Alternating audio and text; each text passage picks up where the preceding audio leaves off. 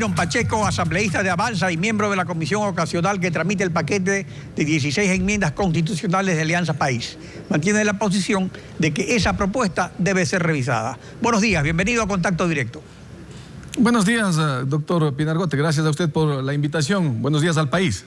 Entre los temas que usted considera que deben ser revisados está la reelección indefinida. ¿Cuál es su posición?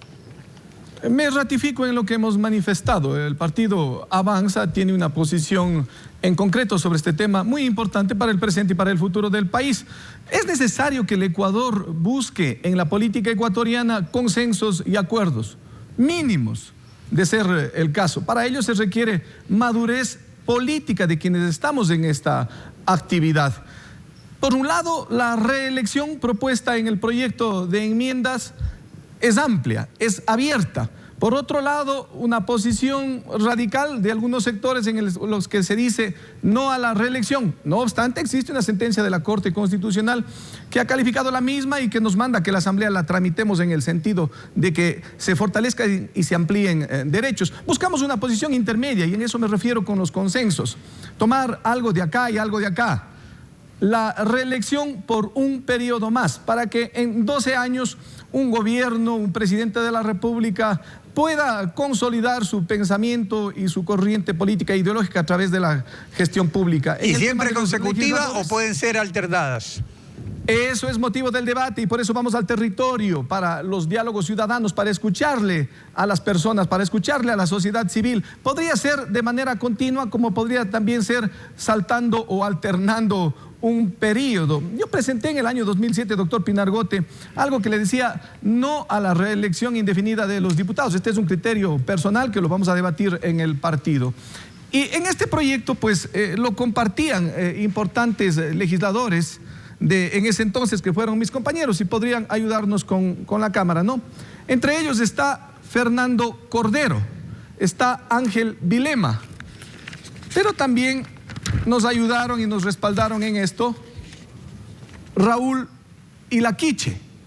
Así es que esta forma de pensar de no a la reelección abierta, sin... En todo caso, eso es algo que se está debatiendo en la comisión. Lo puse en su momento, pero que hoy tengo la oportunidad de retomarlo para defender mis ideas. Pero no de una manera sectaria y dogmática, porque no me puedo convertir en dueño de la verdad. Para eso está el debate y por eso he hablado de la madurez política y por eso es necesario lo que está haciendo la Asamblea Nacional con las convocatorias absolutamente democráticas que les ha hecho Juan Carlos Casinelli. Para los que estén a favor o en contra, para los que se sientan beneficiados o perjudicados por determinada enmienda, expongan sus puntos de vista. El debate en los territorios, doctor Pinargote, ya no intervenimos mayormente los legisladores, intervienen los ciudadanos. Esa es una nueva forma moderna de hacer parlamentarismo. Claro, pero siempre y de fortalecer la democracia. Es un ámbito más reducido que el de una consulta popular. En todo caso, es la vía autorizada por la Corte. Ahora, sobre los derechos de los trabajadores, ¿a usted le preocupa que la enmienda sea regresiva y afecte derechos fundamentales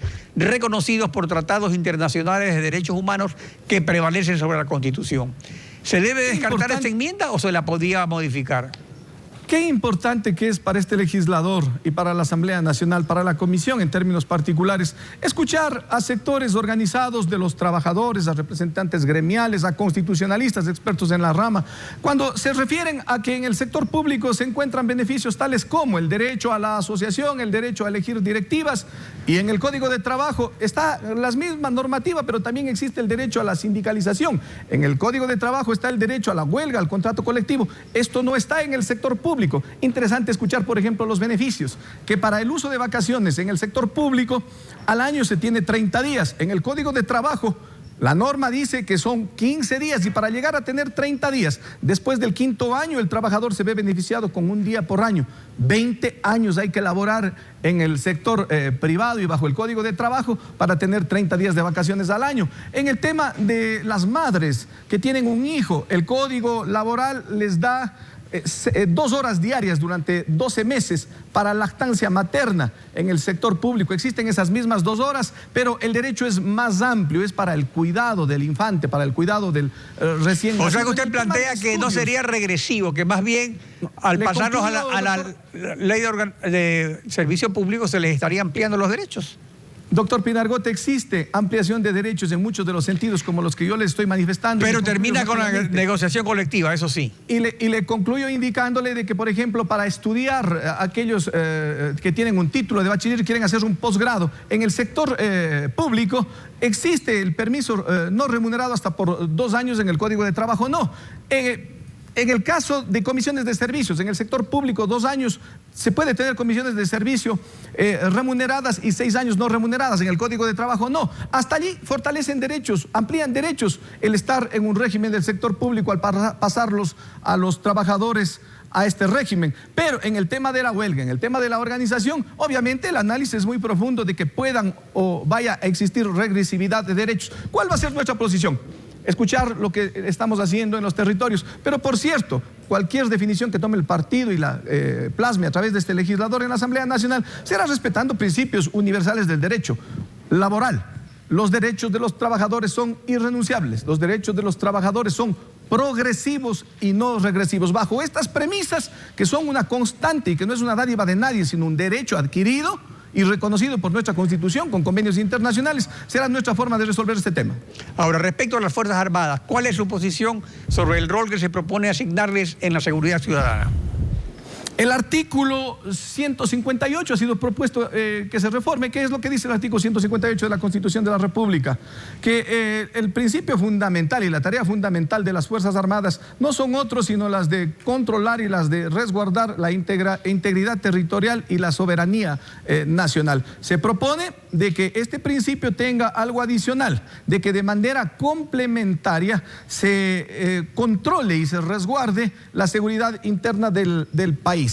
La seguridad multidimensional son conceptos nuevos que se están aplicando en los diferentes países frente a lo que se ha conocido como las nuevas amenazas tales como el crimen organizado nacional e internacionalmente. Me refiero al narcotráfico, me refiero al tráfico de personas, a la falsificación de dinero. Entonces etcétera, usted sí estaría de acuerdo, sí estaría de acuerdo con esa enmienda. Las Fuerzas Armadas. Depende de cómo vayamos a profundizar el análisis. Nuevamente en el territorio nos han dicho lo que estoy manifestando. Necesario de que continúen haciéndolo porque ya lo dice el artículo 393 de la Constitución de la República. Ya lo dice el artículo 226 de la Constitución de la República, que le da la facultad de actuar complementariamente en ciertas circunstancias a las Fuerzas Armadas, cuando la necesidad de que actúe de parte de la sociedad, cuando la Policía Nacional prácticamente haya agotado sus recursos, intervenga las Fuerzas Armadas para resguardar el orden interno, sea necesaria. Pero doctor Pinargote, aquí tenemos que hacer referencia a algo. Los derechos humanos son los que tienen que respetarse en cualquier tipo de situación de orden interno o de orden externo. La Policía Nacional está formada para aquello. La fuerza pública tiene otro tipo de formación. La formación es en todo defender caso, las fronteras patrias de una agresión externa. Se nos acabó el tiempo. Los derechos humanos, doctor, va el derecho humanitario. Siempre que se respeten estos dos parámetros y de considerarse necesario, pues respaldaremos este tema de así considerarlo pertinente. Muchas gracias por su participación en Contacto Directo. Buenos días. A usted, doctor Pinargote, muchísimas gracias.